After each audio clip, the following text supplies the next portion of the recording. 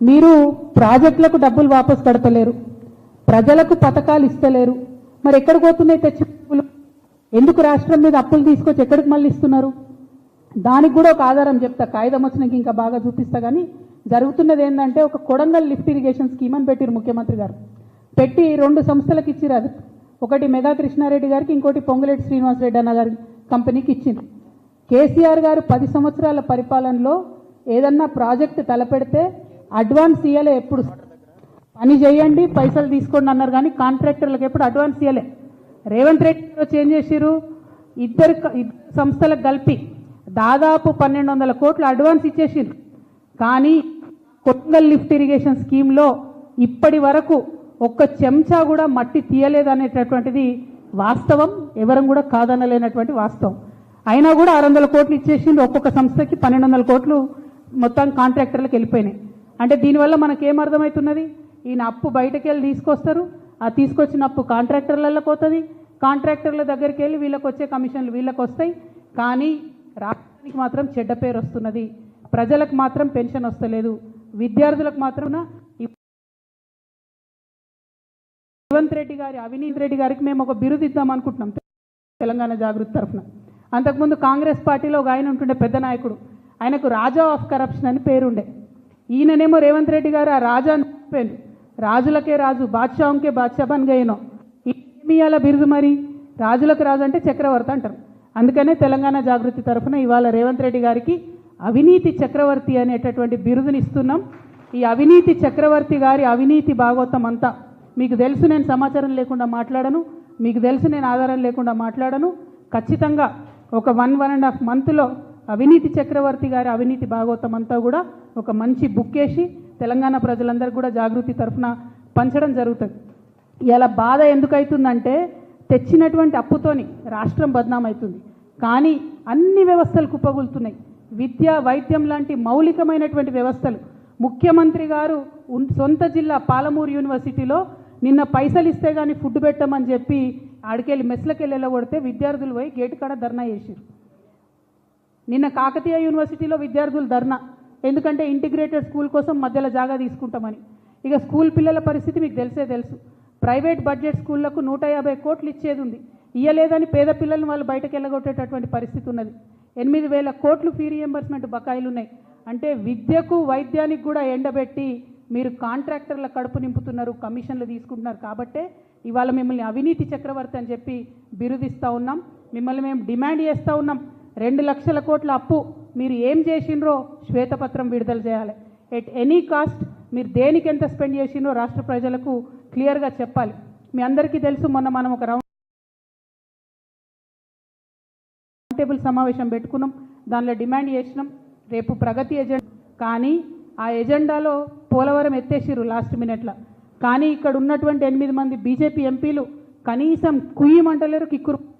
మన దగ్గర భద్రాచలంలో రాముడు మునిగిపోతుంటే కూడా ఇక్కడున్న 8 మంది బీజేపీ ఎంపీలకు కనీసం చీమ కుట్టినట్టు లేదు. నిన్న కేంద్రం క్యాబినెట్ పెట్టుకున్నది, పూణేలో 3500 కోట్లు పూణే మెట్రోకి ఇచ్చిరు.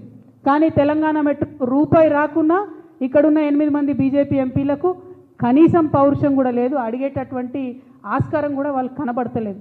చాలా దారుణం ఇది. దీని మీద తప్పకుండా ఆలోచన చేయాలి. ఇంకొక విషయం మరి చెప్పి నేను ముగిస్తా.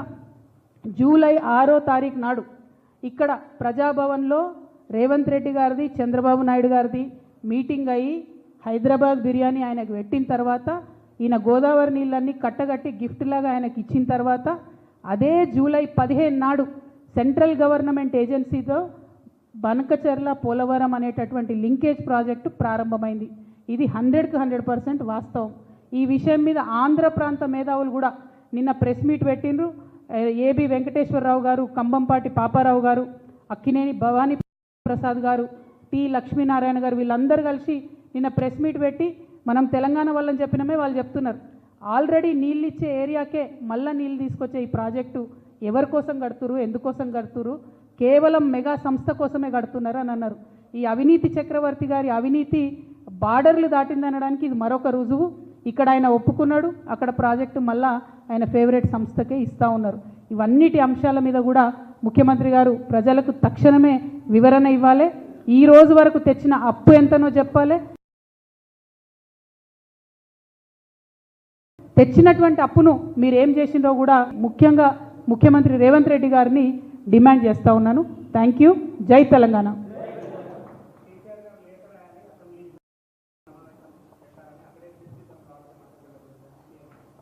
నేను మళ్ళా చెప్తున్నా, నిన్న కూడా చెప్పిన, కేసీఆర్ గారు కలలో కూడా తెలంగాణ ప్రజలకు ఏ విషయంలో కావచ్చు, ఆ నీళ్లు కావచ్చు, నిధులు కావచ్చు, నియామకాలు కావచ్చు, కలలో కూడా ఆయన తెలంగాణ ప్రజలకు అన్యాయం చేయబో.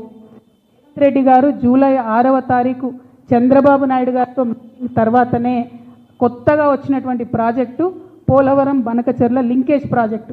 ఆయన చాలా తెలివిగా పెద్ద ఆయన చంద్రబాబు నాయుడు గారు అనుభవజ్ఞులు కాబట్టి వారి అనుభవం అంతా ఉపయోగించి గోదావరి కావేరీ లింకేజ్ అని 90% నిధులు కేంద్ర ప్రభుత్వం నుంచి రాబట్టి వాళ్ళు బనకచెర్ల ప్రాజెక్టు.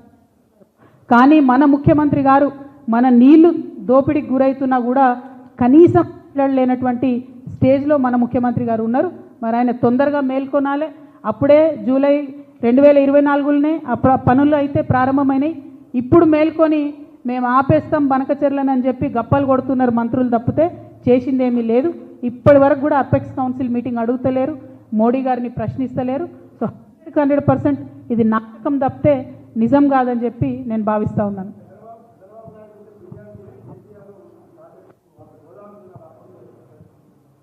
ఆంధ్ర బిర్యానీ ఎట్లుంటుందో కేసీఆర్ సార్ చెప్పిండు కదనే, మనం ఆంధ్రలో ఏం తింటాం. కానీ ఇక్కడ హైదరాబాద్లో చంద్రబాబు నాయుడు గారిది రేవంత్ రెడ్డి గారి మీటింగ్ అయిపోయిన తర్వాతనే మన కేంద్ర ప్రభుత్వ సంస్థ వాటర్ లింకేజ్ ఏదైతే ప్రాజెక్ట్ ఉంటుందో ఆ డిస్కషన్ ప్రారంభమైంది. అది ఆధారాలతో సహా ఉన్నది. జూలై 15న వాళ్ళు మీటింగ్ పెట్టుకున్నారు. సో ఇందులో కొత్తదనం ఏం లేదు. కేవలం చంద్రబాబు నాయుడు గారికి ఎదురు చెప్పలేనటువంటి ఒక అచేతన స్థితిలో మన రాష్ట్ర ముఖ్యమంత్రి గారు ఉండడం నిజంగా కూడా మన రాష్ట్ర ప్రజల యొక్క దౌర్భాగ్యం. Thank you. జై తెలంగాణ.